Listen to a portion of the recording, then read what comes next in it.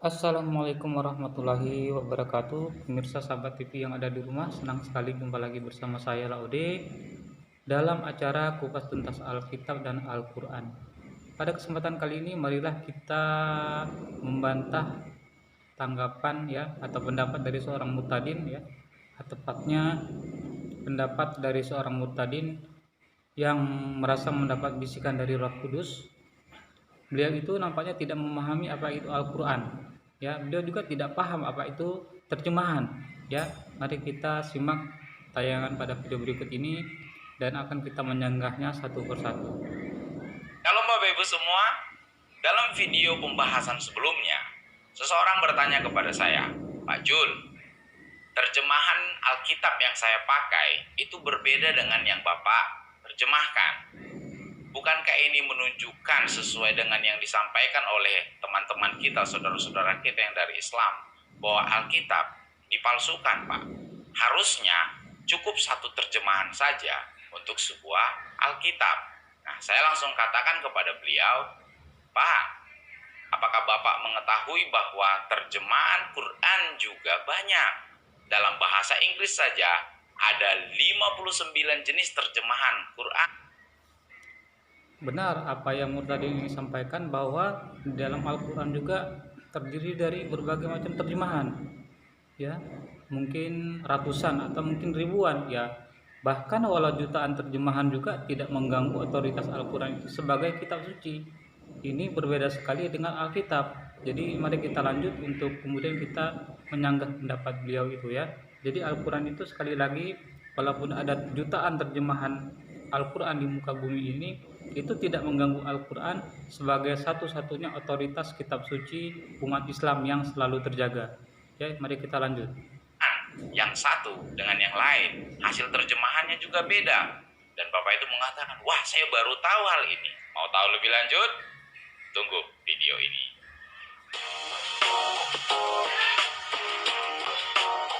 Kita lihat ya pemirsa, bagaimana pendapat beliau yang sungguh sangat keliru itu. Kita lihat.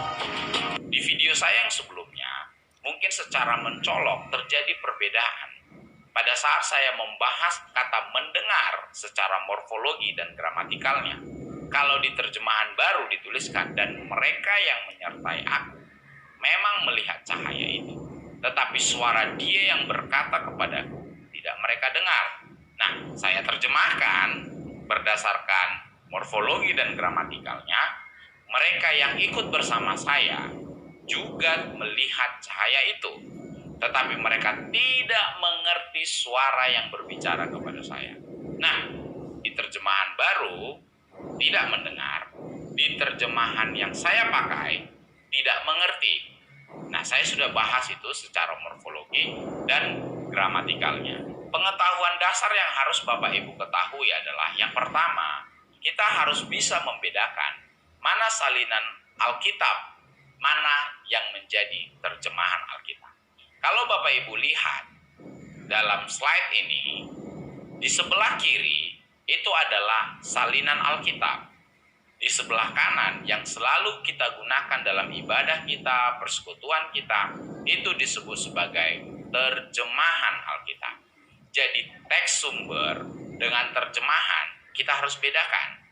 Yang di tangan Bapak Ibu sekarang dalam bahasa Indonesia itu disebut sebagai terjemahan, karena diterjemahkan dari bahasa Ibrani ke bahasa Indonesia, dari bahasa Aramik ke bahasa Indonesia, diterjemahkan dari bahasa Yunani ke bahasa Indonesia. Itulah sebabnya Alkitab yang kita pegang dalam bahasa Indonesia disebut sebagai terjemahan, bukan Alkitab sumber. Jadi kita harus tahu Bapak Ibu, mana teks sumbernya, mana terjemahannya. Baik, dia mengatakan bahwa ada teks sumber dan ada juga terjemahan. Tetapi umat Kristen di seluruh dunia ini ya, bahkan mungkin kita lihat aja di Indonesia ini, mereka tidak punya teks sumber dalam bahasa Yunani. Ya, bahasa Yunani dalam menjadi sumber terjemahan dari seluruh Alkitab di seluruh dunia itu tidak ada. Apalagi Perjanjian Lama di dalam bahasa Ibrani jarang sekali yang punya. Jadi teks sumber yang merupakan satu-satunya acuan bagi mereka untuk membuat terjemahan kitab suci ya, kitab suci perjanjian lama maupun perjanjian baru yang merupakan sumber bagi mereka untuk membuat terjemahan itu tidak ada, ya. Jadi itu sungguh sangat disayangkan sekali. Mari kita lanjut lagi.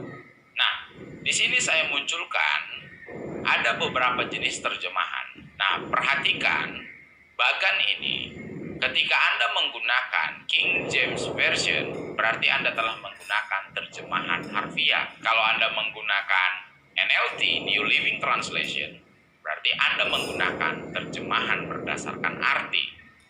Kalau Anda menggunakan bahasa Indonesia masa kini yang dikeluarkan oleh Lembaga Alkitab Indonesia, maka Anda memakai terjemahan berdasarkan arti. Tetapi kalau Anda memakai Indonesia Literal Translation, Anda telah memakai terjemahan harfiah. Nah, saya rekomendasikan Bapak Ibu memiliki dua jenis terjemahan. Yang satu adalah terjemahan harfiah, dan yang kedua adalah terjemahan berdasarkan arti. Jadi Bapak Ibu bisa pakai misalnya terjemahan baru dengan TSI yang dikeluarkan oleh Yayasan Alkitab Bahasa Kita atau Albata. Dalam bahasa Inggris juga bisa demikian. Contohnya, Anda bisa gunakan King James Version dan Anda bisa gunakan NLT atau New Living Translation. Jadi dengan menggunakan dua jenis terjemahan Alkitab ini, Bapak Ibu bisa lebih memahami apa yang dimaksud oleh penulis Alkitab. Oke, kita lihat bagaimana pada bagan yang beliau sampaikan tadi. Kita lihat ya, ada bagannya itu. Di sana beliau melampirkan ada bagan tentang Alkitab. Ya, di sana kita bisa kembali melihat ada ESV, ya, American Standard Version. Ada juga Indonesian Literal Translation. Kemudian ada King James Version, ya, sebagai rujukan untuk terjemahan baru Alkitab LAI, ya, Lembaga Alkitab Indonesia. Kemudian ada juga New American Standard Bible, ada juga New King James Version, ya, ada juga New International Version, kemudian ada juga NET, NLT dan segala macamnya.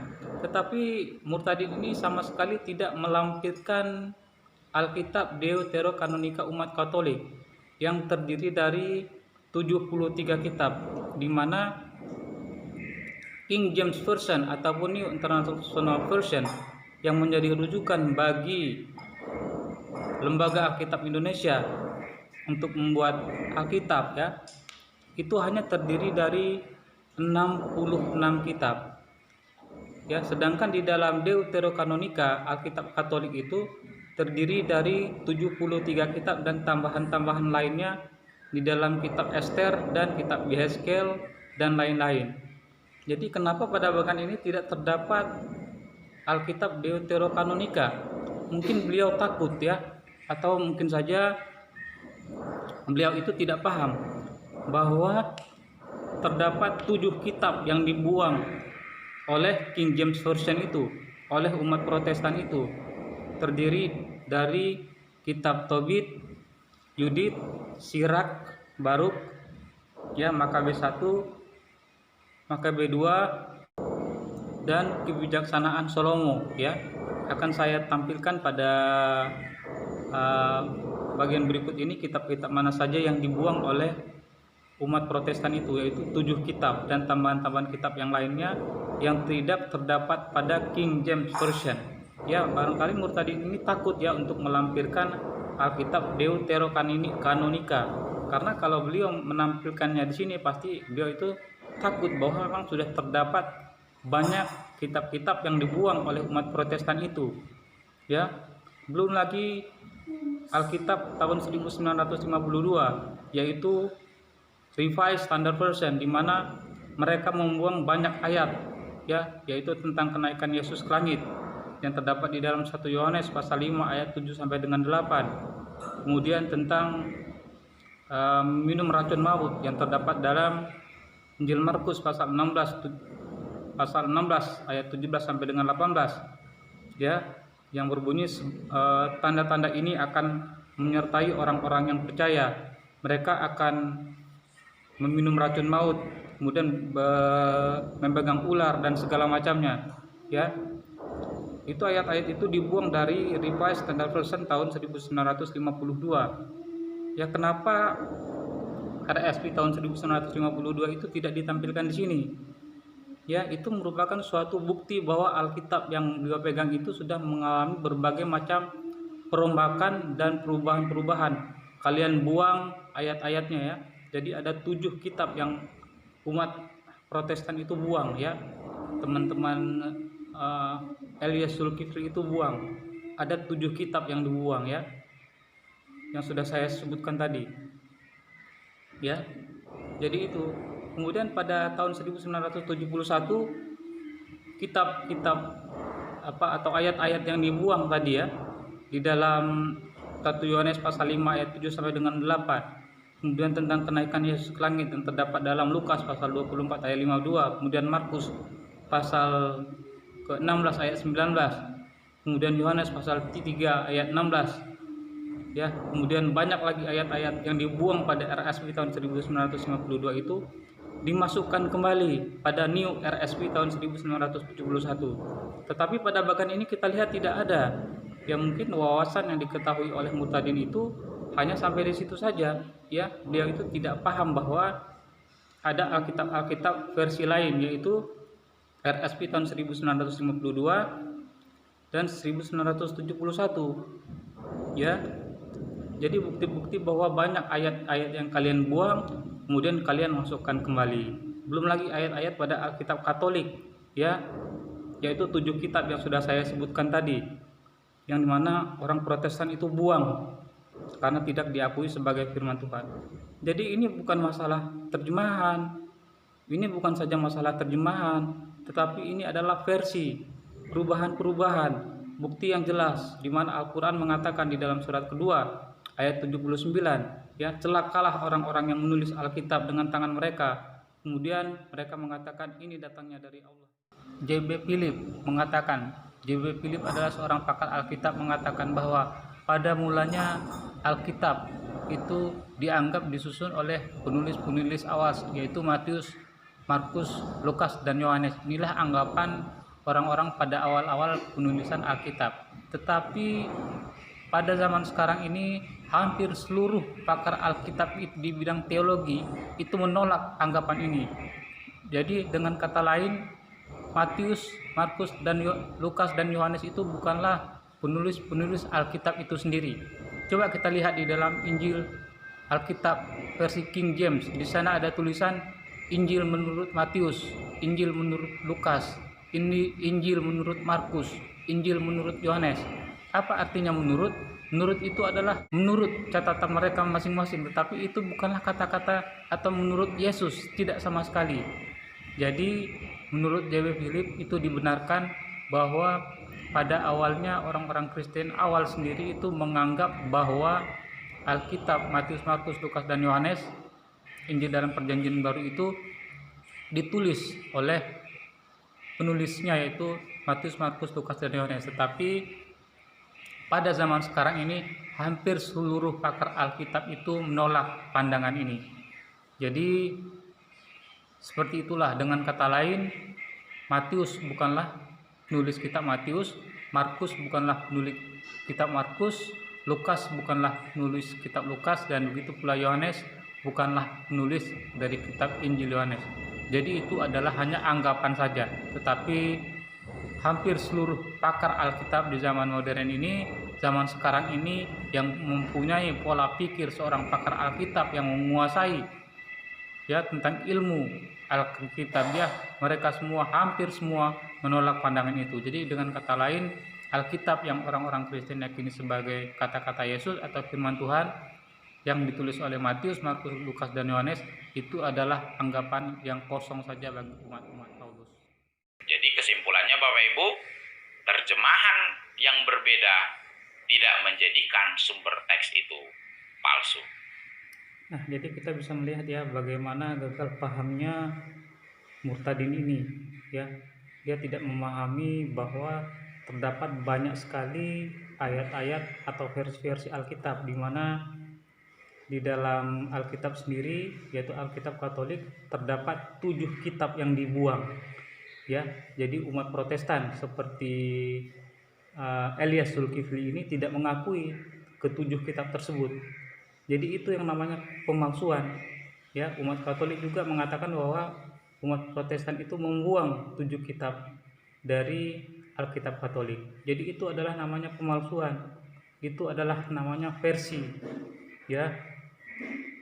Kemudian seperti yang sudah kita jelaskan tadi bahwa di dalam kitab RSV juga orang-orang Protestan itu membuang banyak sekali ayat-ayat yang terdapat di dalam 1 Yohanes pasal 5 ayat 7 sampai dengan 8 tentang Trinitas, dan juga ayat-ayat yang lain tentang kenaikan Yesus ke langit itu dibuang oleh RSV tahun 1952, di mana yang membuangnya itu bukanlah orang-orang Muslim, tetapi orang-orang Kristen yang didukung oleh 32 orang sarjana Kristen dalam bidang Alkitab dan didukung oleh 50 aliran Kristen yang berbeda, di mana mereka membuang sekali banyak ayat-ayat Alkitab. Jadi sungguh kasihan sekali Elias Zulkifli ini membohongi kita. Dikiranya kita tidak memahami tentang Alkitab itu, ya.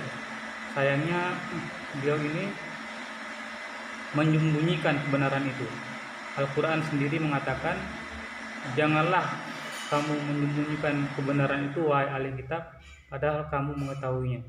Kecuali murtadin ini tidak tahu, ya, bahwa Alkitab itu sudah mengalami berbagai macam perubahan-perubahan tambal sulam, ya. Jadi tidak heran kalau murtadin ini murtad, ya, karena segitu saja wawasannya.